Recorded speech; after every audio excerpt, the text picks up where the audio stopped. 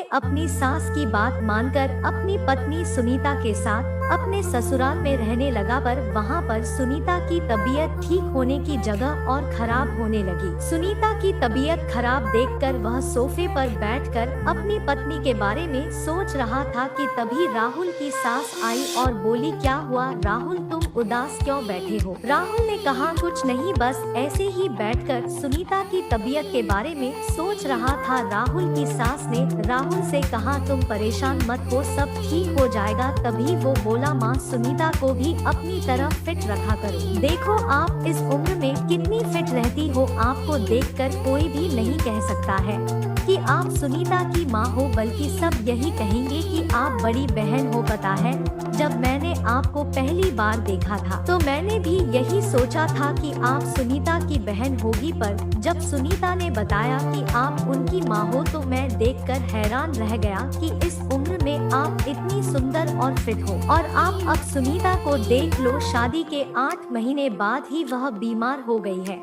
और चिड़चिड़ी भी रहने लगी है। मैं जब भी उसके पास जाता हूँ तो वह मेरे से सही से बात नहीं करती है और ना ही करीब आने देती है। आखिर मैं उसका पति हूँ, कोई गैर मर्द नहीं। राहुल की सास रेखा बोली, मैं समझ सकती कि तुम पर क्या बीत रही है।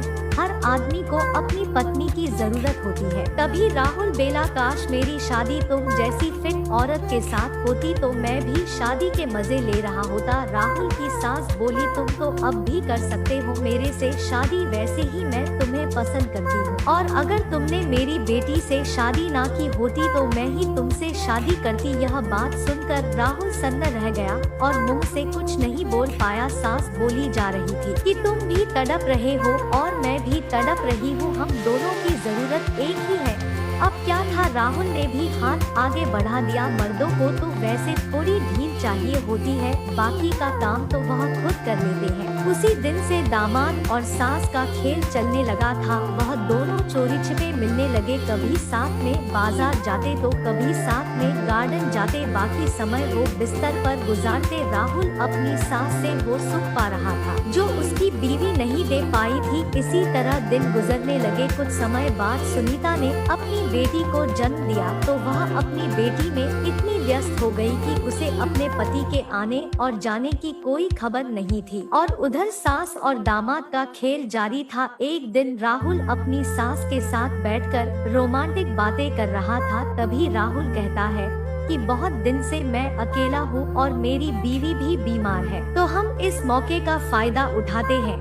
तभी राहुल और उसकी सास एक दूसरे के करीब आ जाते हैं और एक दूसरे को चूमने लगते हैं और राहुल भी अपना कंट्रोल खो रहा था और धीरे धीरे अपनी हद पार कर रहा था और देखते ही देखते दोनों एक दूसरे में ऐसे समा गए जैसे कि एक प्यासा पानी को। कुछ समय के बाद राहुल की सास संतुष्ट हो गई और कहती है, तुम्हारे में तो बहुत स्टेमिना है, काश मैं तुम्हारी बीवी होती। तभी सुनीता अपने पति को फोन करती है, लेकिन उसका पति उसके फोन को नहीं उठाता है। कुछ समय तक वह लगातार फोन करती रहती है, लेकिन राहुल को कहाँ होश था, क्योंकि वह तो चरम सुख प्राप्त कर रहा था। सुनीता को लगता है कि उसे जाकर पता करना चाहिए, तो वह खड़ी होती है और जैसे तैसे अपने पति के कमरे की ओर जाती है। तभी वह देखी है कि उसकी माँ और उसका पति एक दूसरे में समाये हुए हैं।